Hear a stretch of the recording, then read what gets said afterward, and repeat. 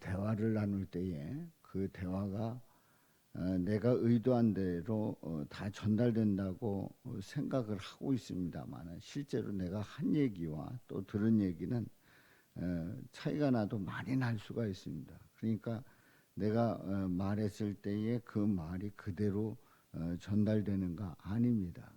들었을 때에 일단 듣는 사람들은 내 관점에서 듣기 때문에 그 말을 다르게 들을 수도 있고 더 깊이 더 새겨서 들을 수도 있고 또 그 말을 듣고 그 이면을 생각할 수도 있습니다.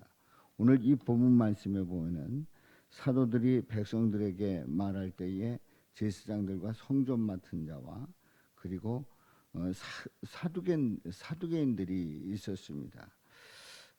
바로 솔로몬 행각에서 이제 베드로가 설교를 할 때에 그 설교의 핵심은 바로 너희들이 죽인 예수님이 고난을 받고 그리고 죽었다가 사흘 만에 부활하시고 승천하셨다고 하는 사실입니다.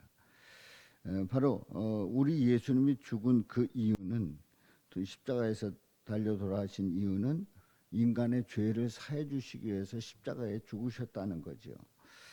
자, 그래서 그렇게 죽으신 예수님이 사망 권세를 깨뜨리시고 부활하셨다고 하는 것을 분명히 전하고 그 부활하신 예수님이 승천하셨다는 겁니다.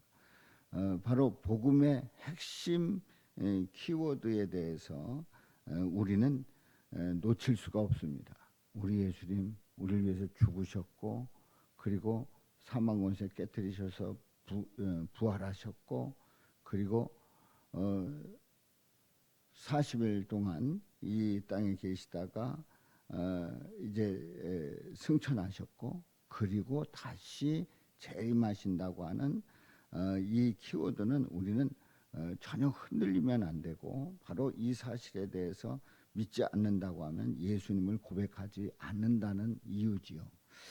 자, 그래서 이제 베드로가 설교를 했을 때에 이 반응이 예수 안에 죽은 자의 부활이 있다고 백성을 가르치고 전함을 싫어했다고 했습니다.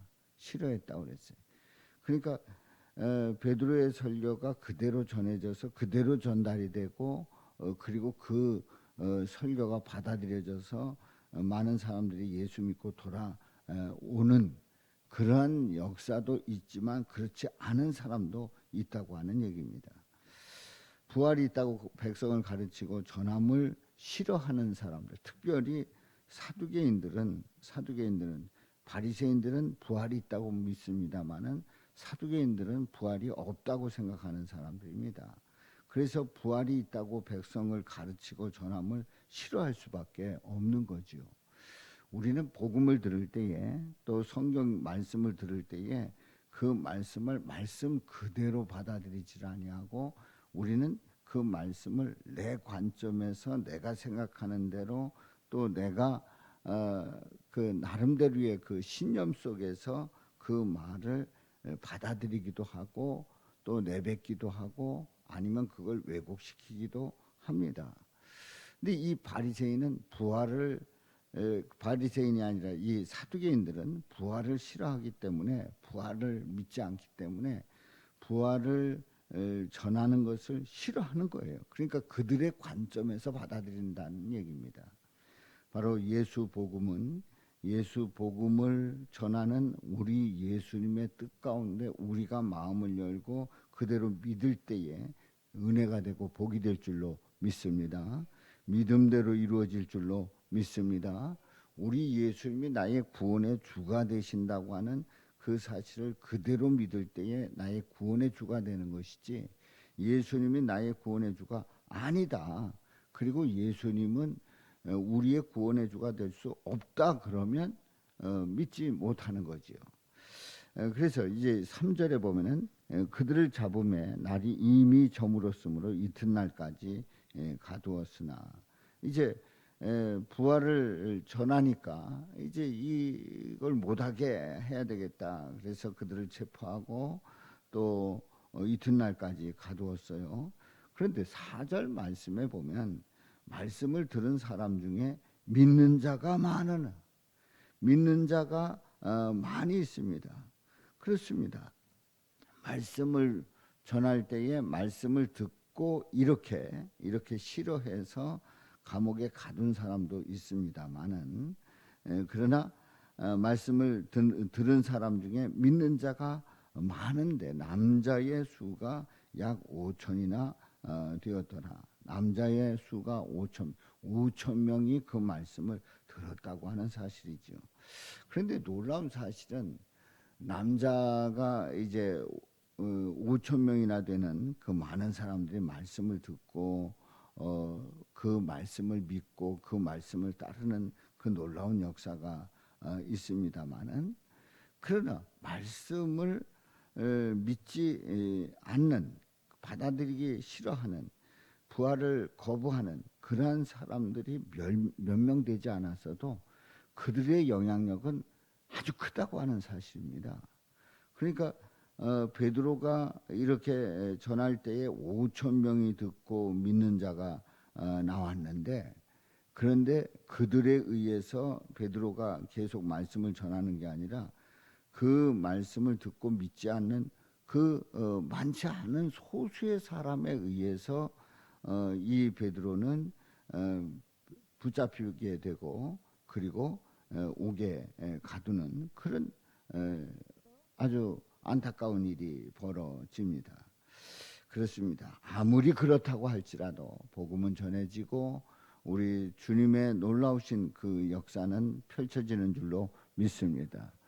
그 2000년 전에 복음을 막기 위해서 애썼던 그 어둠의 세력들은 그 복음을 가둬두지 못했습니다. 오늘날 우리가 예수님을 믿게 되고 우리가 예수님을 전하게 되는데 아무리 복음을 받아들이지 않고 또 가두고 또 전하지 못하게 한다고 할지라도 땅끝까지 복음이 전해지는 이 역사는 우리뿐만 아니라 그 이후에도 계속 이어질 줄로 믿습니다. 5절에 보면은 이튿날 관리들과 장로들 또 서기관들이 예루살렘에 모였습니다. 또 대제사장 안나스 가야바 그리고 요한 알렉산더 또 대제사장의 문중이 다 참여했습니다. 그러니까 종교 지도자들이 다 그 모인 거지요. 사도들을 가운데 세웁니다. 그리고 묻습니다. 너희가 무슨 권세와 누구의 이름으로 이 일을 행하였느냐? 무슨 권세와 누구의 이름으로 이 일을 행하였느냐? 이 질문을 하는 거예요. 자, 여기에서 이 종교 지도자들의 이 질문은 아주 중요한 질문이지요. 다시 얘기해서 사도들이 이렇게 할 수 있는 그 이유를 정확하게 묻는 거예요. 그 무슨 권세냐, 누구의 이름으로 이 일을 행하였느냐 하는 겁니다. 이미 베드로는 그리고 사도들은 예수 그리스도를 통해서 예수 그리스도의 복음을 전하고 또 예수 그리스도의 그 권세, 예수 그리스도의 이름으로 이 일을 행한다고 하는 것을 분명히 전했음에도 불구하고 이들은 다시 묻고 있는 겁니다. 그렇습니다. 진리는 변함이 없습니다. 예수 그리스도의 그 복음의 진리는 변함이 없습니다. 누가 묻고 누가 시비를 걸고 누가 아니라고 할지라도 그 복음은 그대로고 그리고 그 복음의 진리는 그야말로 예수님 오실 때까지 변함없으며 전해져야 되고 또 우리 또한 고백하고 전해야 될 줄로 믿습니다. 오늘도 주님 앞에 나온 저와 여러분 모두가 하나님의 말씀을 듣고 거부하는 자가 아니라 받아들이는 자요, 듣는 자요, 믿는 자요, 또 증거하는 자가 되기를 주님의 이름으로 축원합니다. 자, 우리 샤우팅합니다.